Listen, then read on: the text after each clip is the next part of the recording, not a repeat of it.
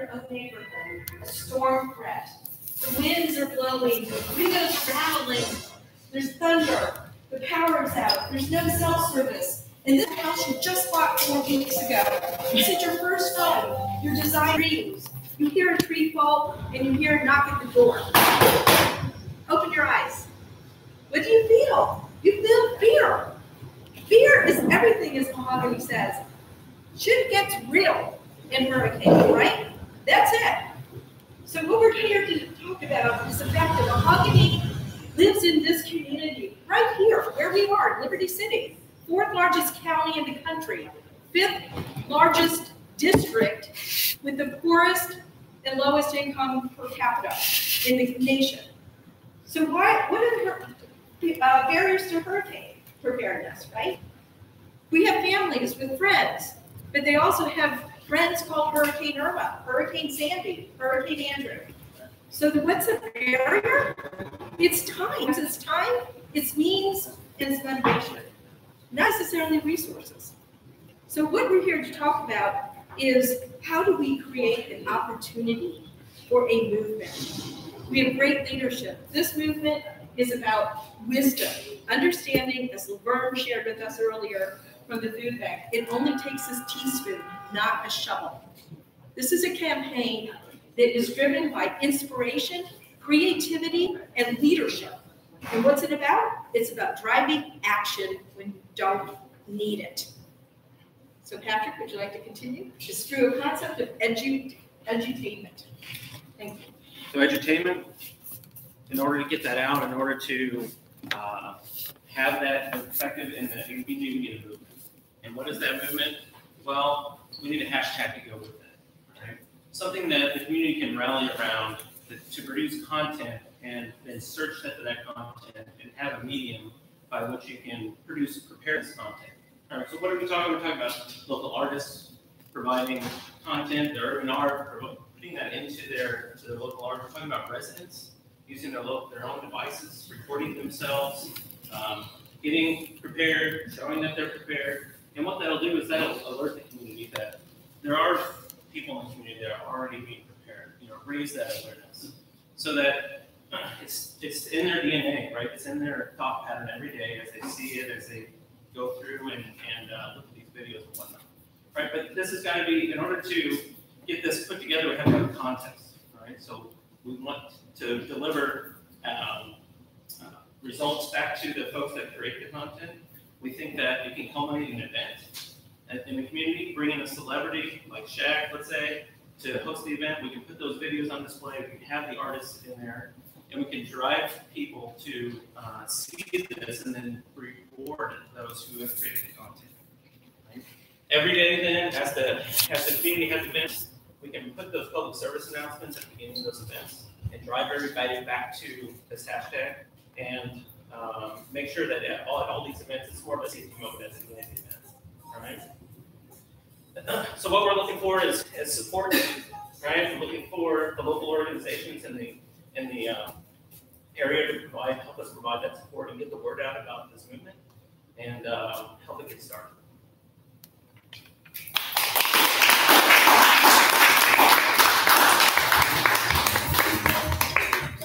Excellent.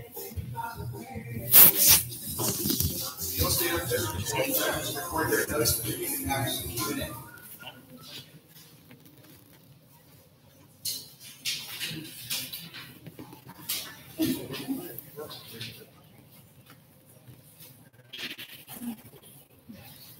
There's a subliminal message in there.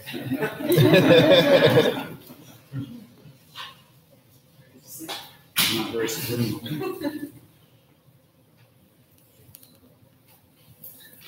So I have a question. All right. Yes. So who is specifically in the community are you guys trying to target with your movement with hashtag Cat5 Fever? In general, it's everyone. Right? I think we want to get the word out to as many people as we can. And that is, we thought the social media aspect, we could get that's part of it. We learned that most people have a device they can consume information. The artwork, we see that all over the community. We thought that would be a great way to put that out there for folks that don't have means to look at something electronically. And then we had some discussions about for the eligibility going into the taking that message into them, getting them to watch some of the videos that are created so they can see the same thing. But it's really also about enabling leadership, because we met Mahogany in this case, who she's just bought their first home, has a family, jumping into Catalyst, already working within the community to learn more. She knows there are resources out there, but it's so easy to wait. It's so easy to wait. Now, do any of us wait when we get, what do we all have to wait for when we sit on the airplane? To get to our destination. And what does it require to get that plane off the ground? A pilot. And? An engine. And? Fuel. And? A runway. The group. And the plane. And then You could have presented, No. okay, you could have presented. What is missing? Oh, safety belts. Yeah. Okay. All right, so that is what we're talking about in every day. It's 365. It's not a 48-hour preparation. It's 365. Local events at Overtown. We've got tons of events at venues here. Bring up food trucks into community neighborhoods. Have this contact organically be part of entertainment, artistry, sharing. Give out water bottles, Band-Aids, with Cat 5 fever on it, right? So as a participant, I can benefit, but as an audience, I take away empty water bottles. I take away Band-Aids. I take away flashlights. The Red Cross already provides all this after the fact. Okay, let them ask more questions, please. Please. So in the case of low-income residents that don't have the means to prepare, and so this information is useful, but they don't have, so they have a better understanding of how to better prepare, but the supplies and food and everything else is not readily available. The prices of water go up. Vendors trying to take advantage of the situation. How do you then address that? Because they have the information, they know what they need to do, but they can't always do it. So I would offer that these venues, these events are grassroots. They're right across the street at Louis, down the street in local restaurants. They're at, bands that pick up street bands that are on the street. So from a giveaway standpoint, we're talking about this happening in January, February, March, April, May. It's a constant drumbeat of preparation for the hurricane. The sponsorships are not easy, but literally, I was telling everybody last night, we're taking away a glass water bottle from a class.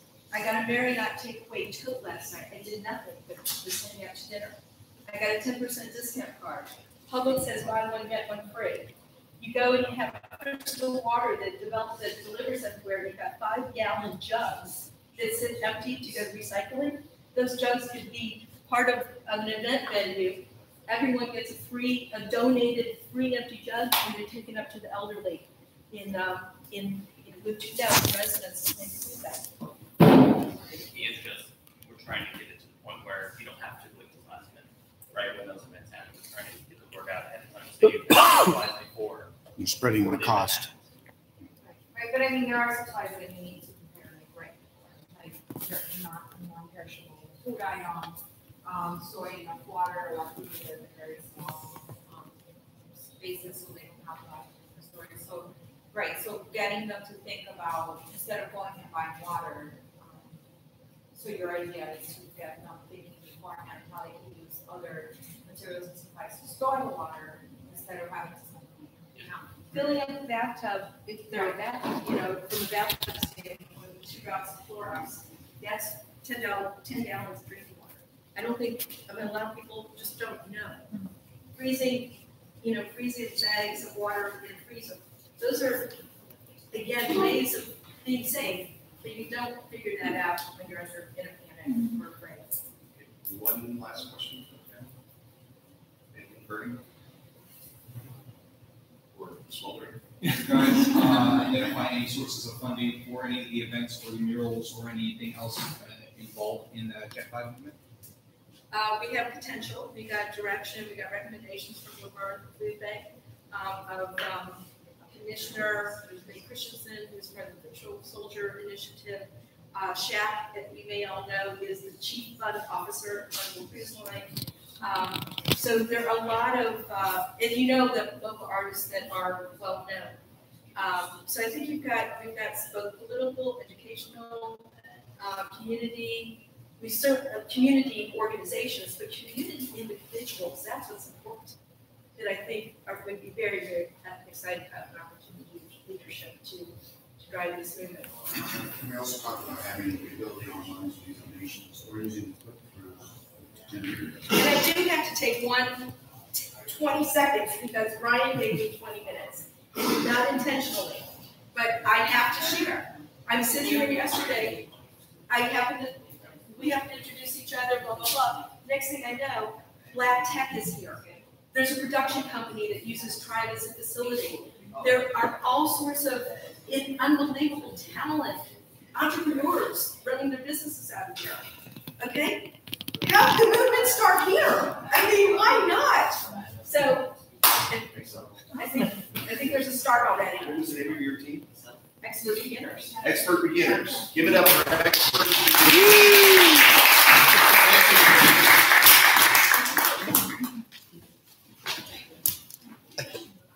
Nice job. Live from Miami. It's Thursday afternoon.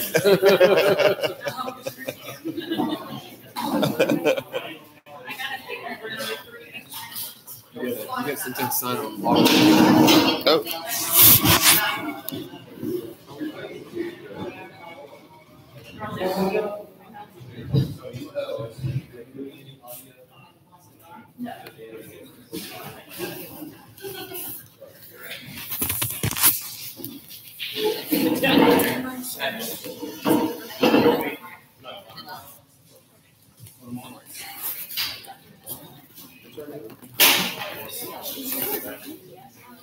Well, Don't have it just on me. It's just fun.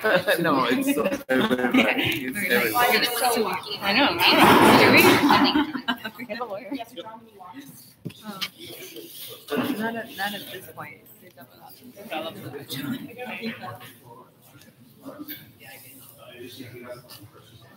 Everybody ready? It's like the Oscars. Ready. Panelists ready? Judges ready? All right. Hello, welcome, and thank you guys for coming. Appreciate it. We'd like to introduce you to Shirley. So Shirley is is an 85-year-old senior, lives in one of the buildings in Liberty City, New Horizon building. There's around 8 of those in that community. She's alone, lives alone. Her kids moved away and family's away, so she's by herself here. And now I want you to imagine her in her apartment in the middle of a hurricane. She has no power. She has no lights. She's running low on food and water, and she's scared. And she's thinking to herself, man, I wish I could have evacuated, but I didn't know I had that option. I didn't. Limited mobility. I had no one to help me, and I really didn't even know who to call to help me. And introducing the Catalyst Community Connectors. So the Seed Frame program enables Catalyst and other community organisations to extend their existing network of people that already help Shirley and those in her community. By offering benefits such as monetary compensation, vouchers, community recognition, or even maybe school or college credit, as well as a great addition to a resume, I'm sure Catalyst will be sure to have potential leaders lining up out through the door. By participating in the Catalyst training program, the connectors will gain first aid skills, interpersonal skills, become equipped in emergency service procedures, and have full contact lists of those that can help Shirley. So once the connectors go through the training, they're kind of educated. They're educated people in the community that are viewed upon as leaders that can help Shirley prepare for the hurricane and help her evacuate if needed and if capable. But as part of that, we need to establish trust in the community that these connectors are properly educated, that they have access to the resources and contacts that can help people and help Shirley in the hurricane. And so we thought they'll partner with local food bank in Laverne there. and Laverne can introduce them to the community and establish trust. So as part of that, prior to the hurricane, the connectors can go and help Shirley get to an evacuation center, make sure she's comfortable, has everything that she needs, and in addition to that, also get her back to her home when after the hurricane is completed and everything's back up and running and electricity's going and everything.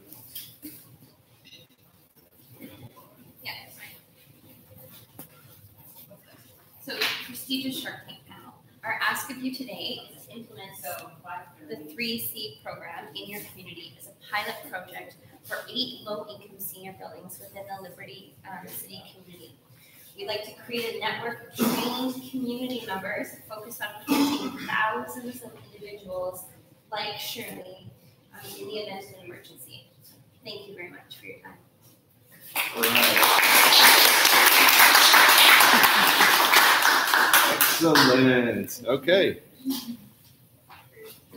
I'll do the music. Da, da, da, da, da, da, da, da. Oh,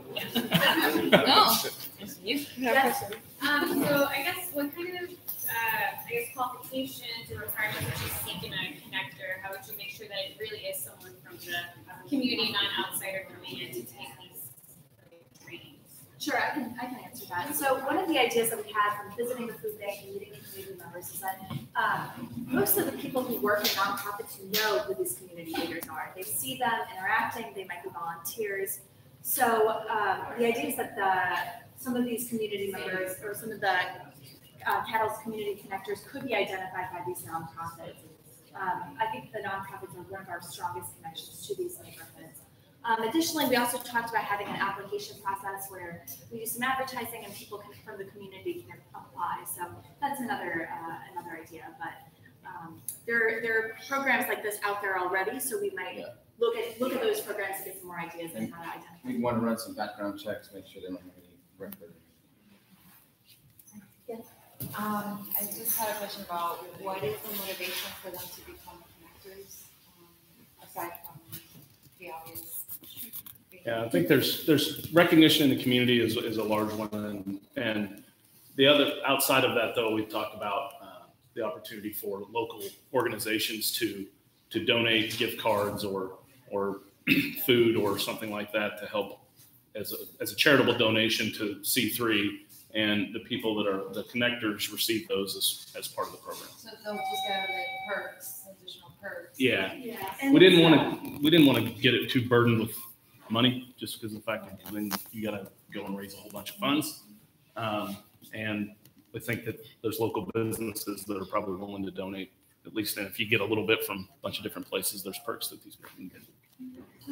You mentioned that there were organizations out here already that are doing something like this. Do you mind telling me what organizations are there? Or Well, I was just thinking not necessarily here, but I worked on a nonprofit in Chicago that did not this, but they source volunteers from the community. They have leadership programs, leadership training, and then have those people go out and register people to vote or recruit people for programs. So I didn't mean in this area, but I meant that there are just programs like that in general.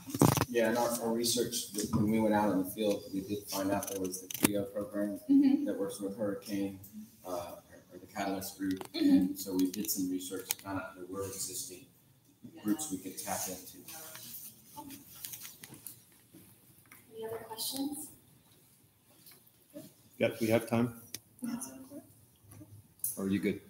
Did you guys have any ideas of where you would source trainers from specifically? Because if it's a training program, where would you guys find trainers? So one of the interviews we did was with Catalyst, and we heard about your who's from Catalyst? Okay, sorry guys. We heard about the training programs that you guys already have in place to get people from the neighborhood to learn more about the environmental aspects of the climate change. Yeah. So I believe Catalyst already has the expertise in terms of developing and training. Also can't personnel and medical personnel. Yeah, the city of Miami has a, I can't remember the name, but it's a CERT training. CERT training. So There are other solutions out there as well. So it would be like a train the trainer type of. Last question. Thank you so much. Okay, thank you. Give it up for Steve 3.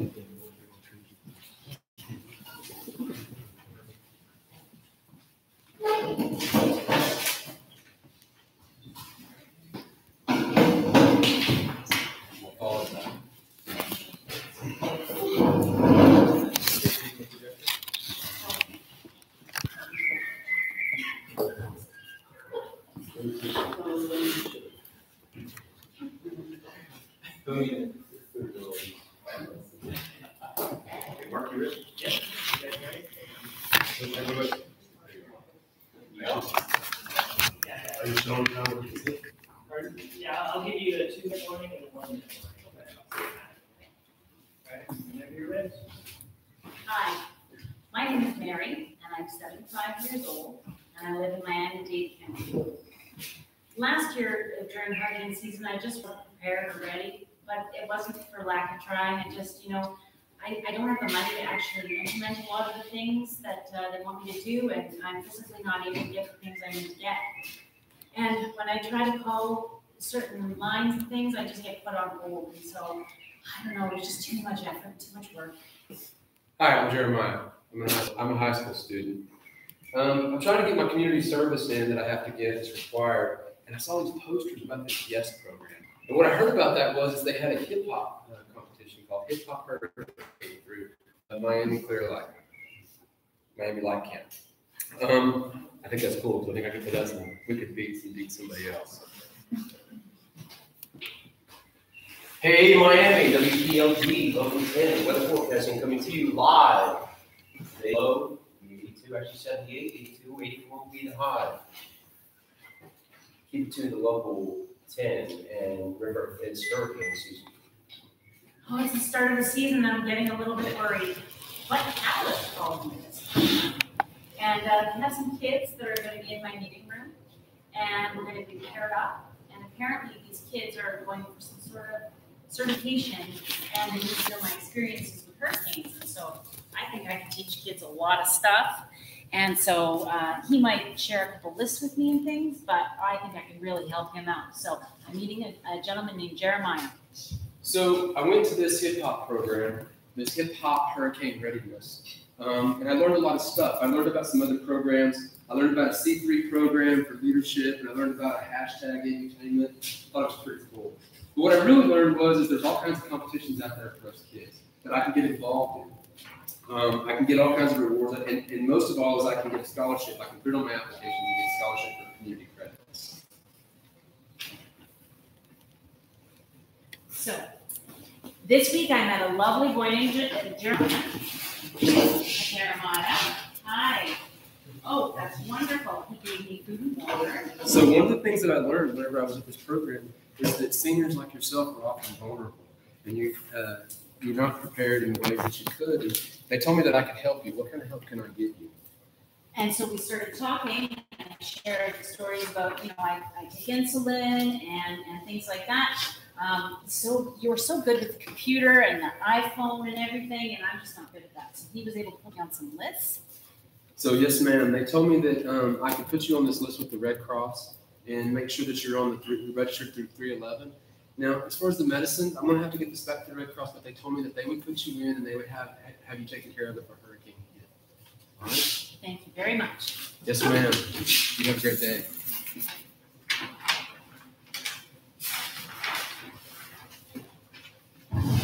Breaking news, Miami, WPLG, local 10 weather reporting. The storm has been upgraded to a Category 5 hurricane. Hurricane Jenny is slowly but surely going to hit the Miami town of Miami in about 36 hours. Follow your hurricane preparedness plan now, and stay tuned. Miss Mary, my mom and dad said we have to leave. I'm really worried about you. Are you okay? Are you gonna be okay? I'm a little bit scared, but I feel a lot more prepared this time, thanks to you. And don't you worry about me. I've got everything going. Yes, ma'am. You take care. Thank you. Hello, Jeremiah. Yeah, I was just checking on you. We're on our way back, and I'm gonna see you when I get there. I'm gonna come check. I heard that there was some down trees and stuff like that, but I'll be by. Okay, thank you. All right, bye-bye.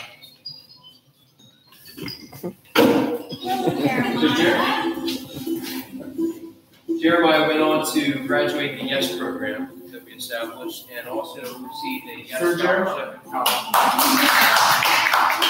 Meanwhile, Mary met her new YES liaison and formed another trusted relationship. Good guess. Yeah.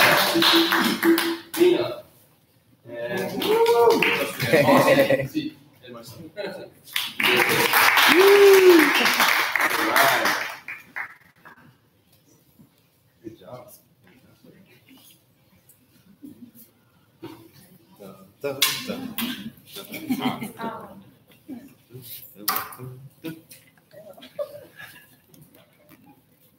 I just want you to know that I'm a YES champion.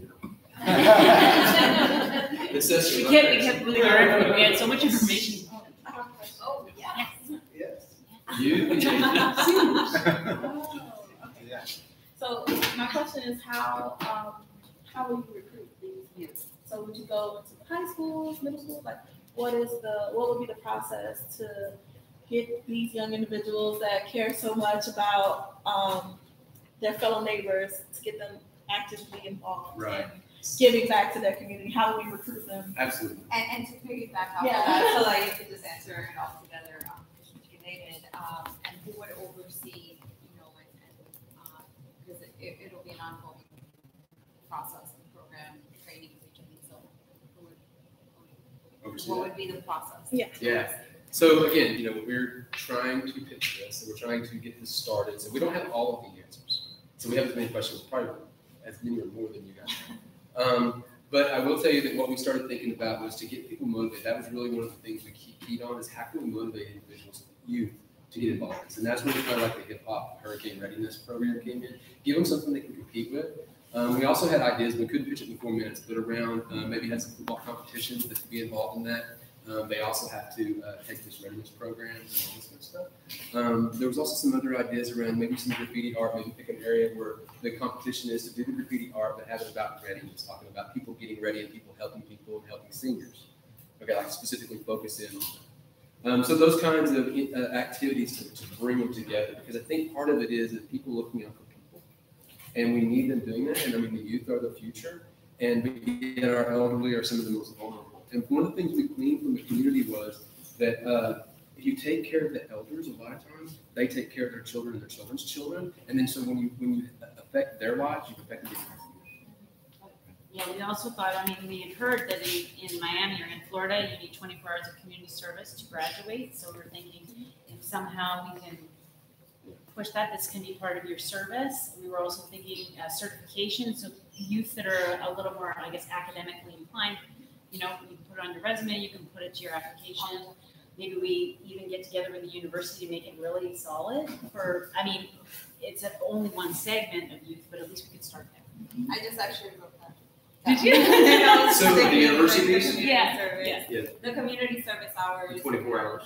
Right, and a lot of colleges actually encourage or ask that students. I actually found some scholarship programs specifically geared towards community service and what they've done. Right? So it's perfect for that. And to address the second part of your question, who will oversee it? We're assuming. Thank you. Well, we also have the alliance of. Yeah, so to be quite honest, some of those interconnections and how all of the organizations connect and who does what within that has been a little bit of a confusion for us.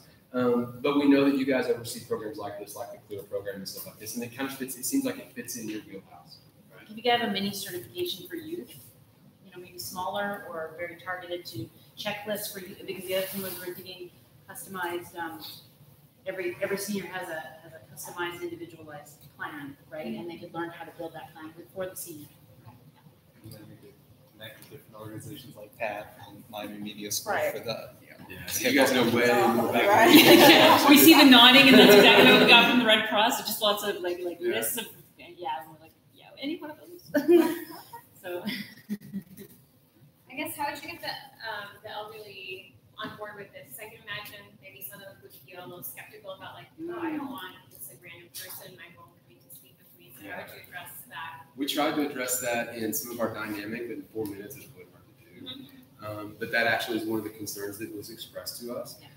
So what we do is we probably have representation. So we go to some of these high-rise communities together, like say one representative from your group or some of the other outreach programs, and then have them meet in a common area and kind of get the program going. Because I think once people start to understand it, then there's less fear around, is this person trying to steal my identity? Is this person trying to take from me or whatever? And they know what it's about. yeah, we want the parents to feel safe, and we want the elderly to feel safe, right? So creating a safe environment is important. And it was about the approach also to how they ask the questions, and that the senior feels like they're giving something to the student as well. It's not just asking for help. It's like they're giving help.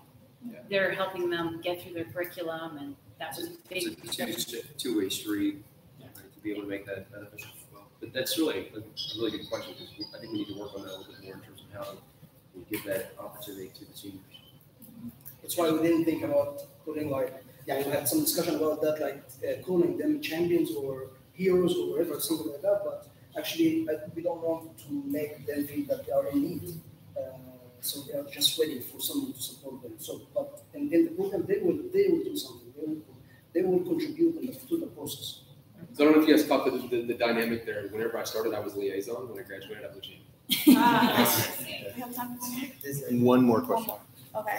It's kind of like a comments class question. Have you guys ever considered, or have you guys considered maybe sending the youth in pairs? Because a lot of the time, the problem with the elderly is not that they don't want the help, but they don't trust because it's not enough consistency and it's not enough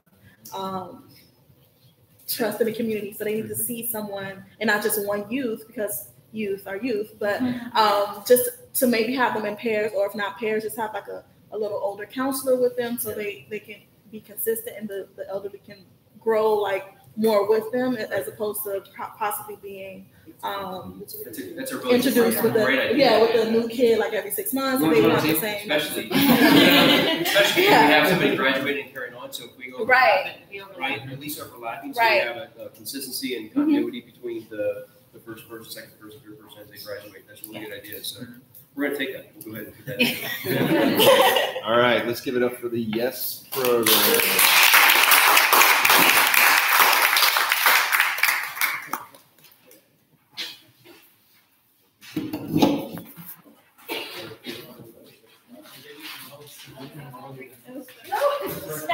And you go like.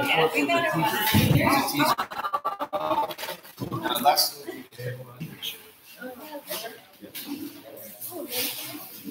want to make sure we get you guys out of here on time.